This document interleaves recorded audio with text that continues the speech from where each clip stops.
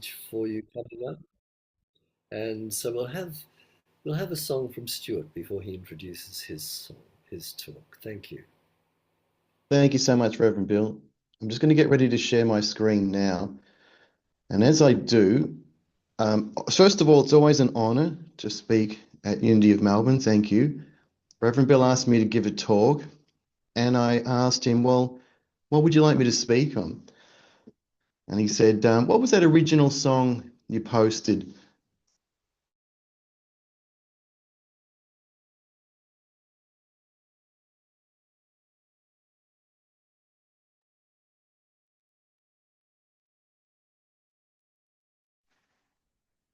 Did he freeze for other people too?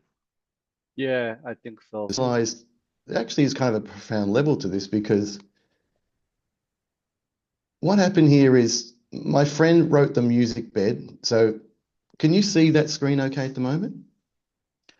So what you should be able to see is who played what. So my friend Pascal at the bottom there is in France. He basically did the music bed, got everybody together and said to me, will you write a lyric and a melody and sing on this? And I asked him, what's this called?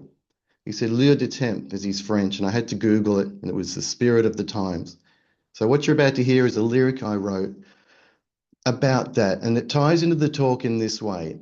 The spirit of the times can sort of influence us and steer us or sweep us away in its current. But we still are able to make choices about our own reality. And I realized this song kind of ties into that, because even though the song is its own microcosm, its own spirit of the time, I still chose my intentions. In other words, my lyrics, and I spoke/sang them out. So I'll play this for you now, and then I'll talk about it.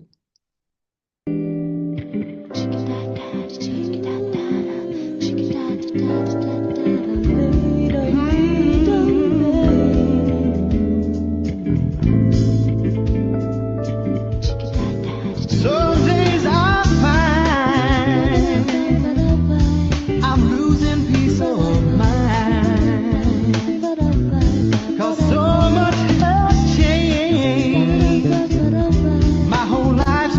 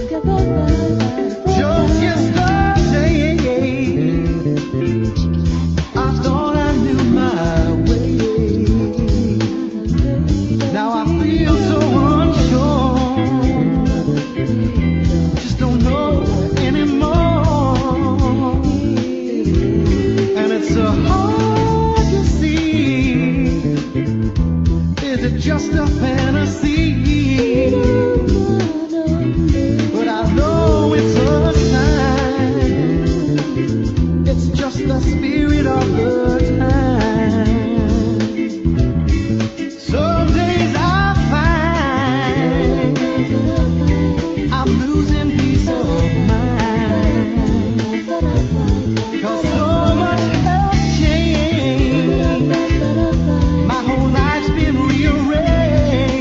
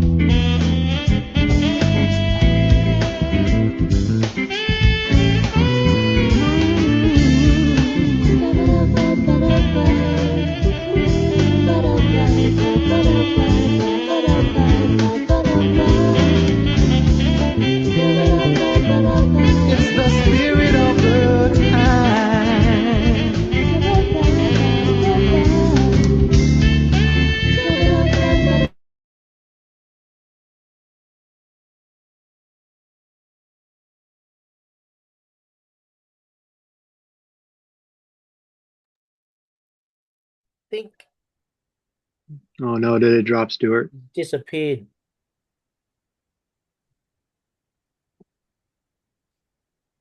I feel like we lost Connection his has connection. Lost you, Stuart. Okay, can you hear me okay? Yeah, that was you singing too? Hear you speaking. Yeah, that why can you see my slide? We It did. It's disappeared. gone. Can Oh. hear you Can't see but you can't right see now. you. I could see you. I'll just Was bring, that yeah, you that was me. singing? That was me Wow, that's singing. awesome. So Yeah, that was beautiful. incredible. All right, Wow. I'll share slides again. Sorry about this, bit of a tech hitch. That's okay.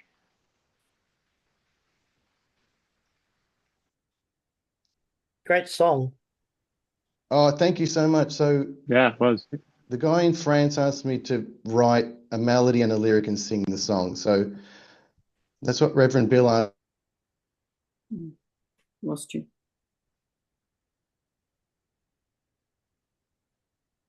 I'm just trying to find my slides here. So the music bed I was given was that, but it was up to me to create my own sort of reality in that zeitgeist. Okay, here we go. So can you see that slide? Yeah. Yes. Yeah, you We can see that? can. Okay. Yes. All right, thank you. All right, I might be back on track here. Uh,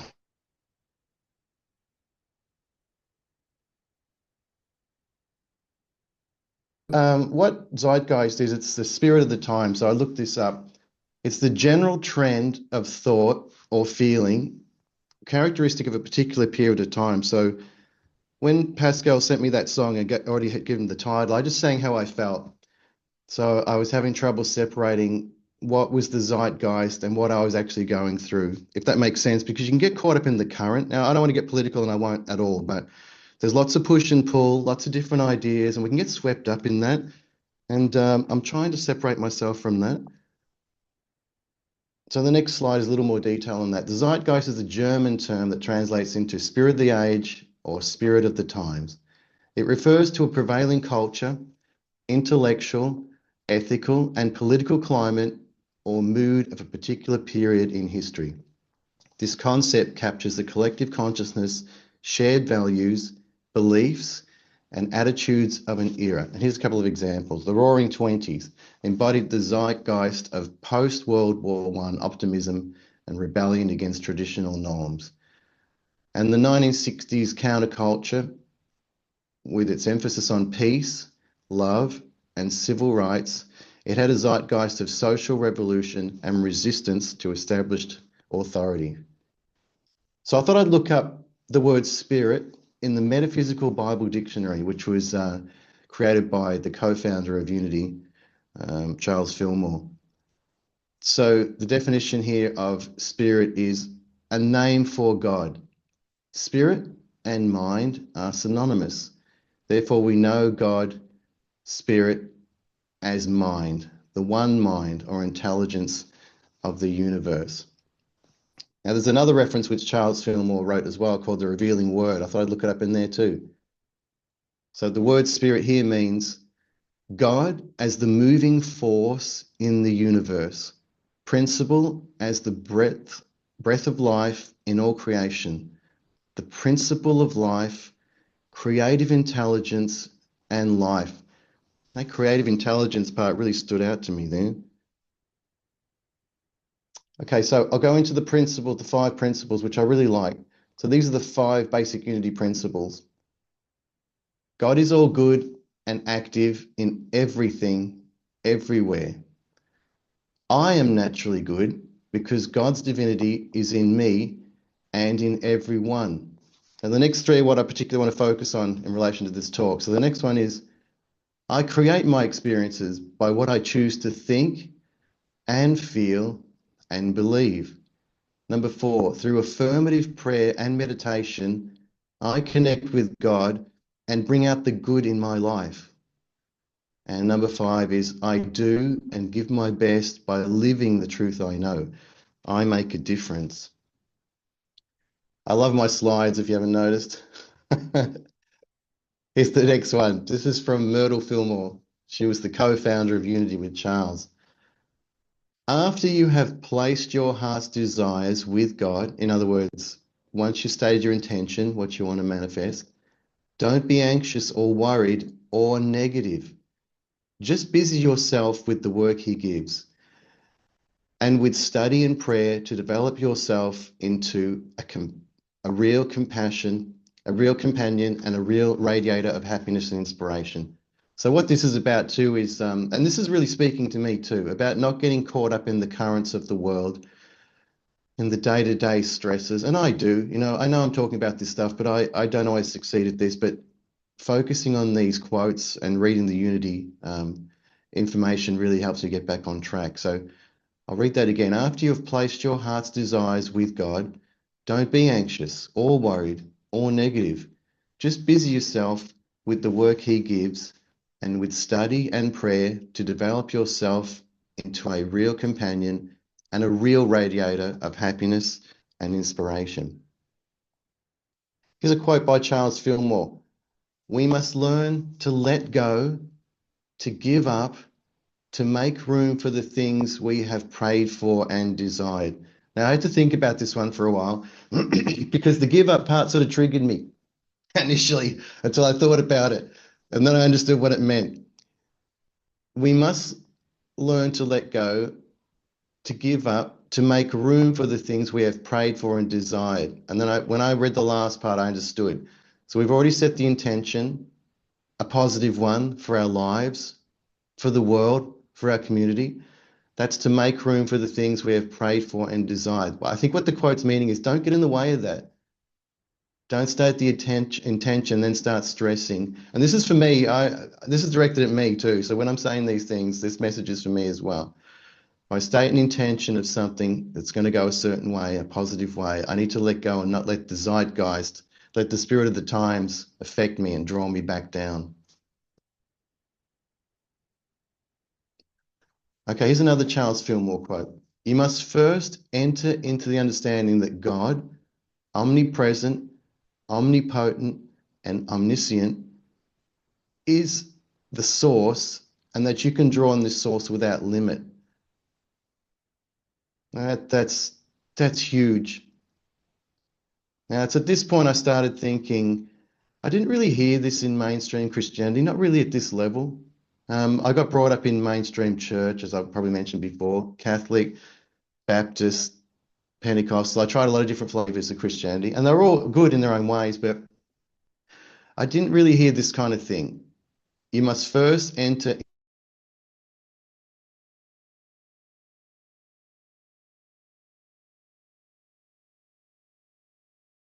Oh, We lost you. did I just lose you again? Yes.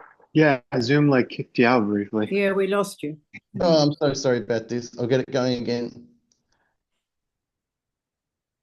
I don't know why that's happening because I'm hooked in here through the Ethernet, so it should be rock solid.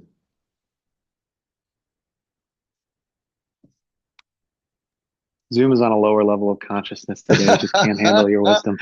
I'm trying to manifest something here. You're making my point. Thank you. Like, can you see that okay on the screen share and hear me again? Yeah, we got it. The Charles Fillmore We can quote. see it, yes, Stuart. Oh, thank you. So this one is you must first enter into the understanding that God, omnipresent, omnipotent, and omniscient, is the source, and that you can draw on this source without limit. Okay. Now, here's where I wanted to talk about riding the currents, and this is the main part of the talk too. So Charles Fillmore described two currents, a spiritual current from above and a material current from below. He taught that one should choose to align with the spiritual current by focusing on I am, spiritual identity to achieve transformation, health, and an abundant life. This involves using affirmations and I am statements to overcome material limitations, a process he termed the resurrection of the body and casting off the old and putting on the new. So here are the two currents. The spiritual current, this is the positive current coming from above and representing the spiritual positive side of existence. The material current is the negative current coming from below and representing the material physical world. Now that's a little bit triggering too, because I don't necessarily think negative means evil. It's just two polarities of the same thing. Like in the yin yang symbol, it creates movement. So how do we align with the spiritual current? Identifying with the spiritual self. Fillmore encouraged individuals to identify with their spiritual I am identity, which he saw as a powerful spiritual force. Using affirmations. He recommended using positive affirmations daily, such as, I am alive with the life of Christ, or I am now in possession of all things. Preaching the truth to yourself. You should repeatedly affirm these truths to your mind, telling your mind what it needs to know, both morning and night. And focus on abundance. By concentrating on spiritual substance and abundance, you can open up a current of thought that will bring prosperity into your affairs. Embracing daily transformation. Through this process, you are encouraged to seek it as a daily resurrection of the body, where you literally die daily and are resurrected daily by casting off limitations. Oh, now I had a Jung quote there because it was a little shout out to Sheila, but that's okay. I'll skip the Jung quote.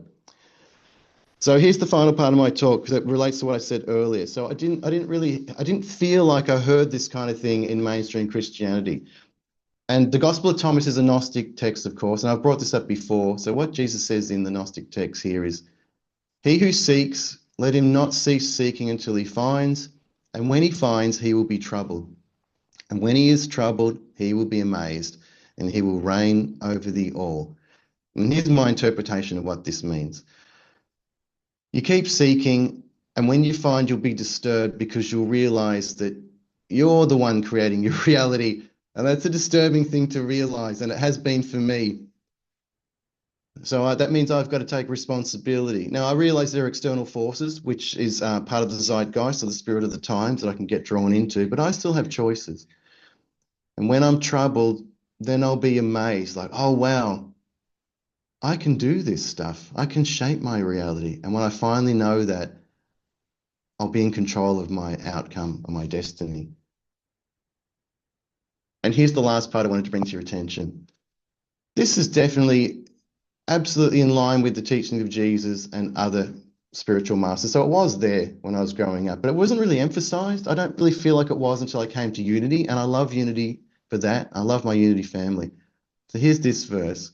Jesus said, truly I tell you, if anyone says to this mountain, go throw yourself into the sea, and does not doubt in their heart, but believes that what they say will happen, it will be done for them. Therefore I tell you, whatever you ask for in prayer, believe that you have received it, and it will be yours. And when I first heard this, I thought this was hyperbole. I thought it was hyperbole.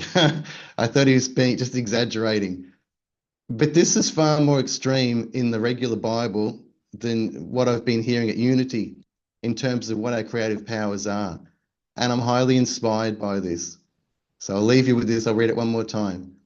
Truly I tell you, if anyone says to this mountain, go throw yourself into the sea, and does not doubt in their heart, but believes that what they say will happen, it will be done for them.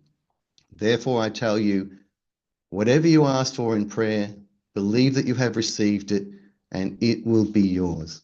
How beautiful. Sorry about the technical troubles there, but much love to my Unity family. Thank you so much. Wow.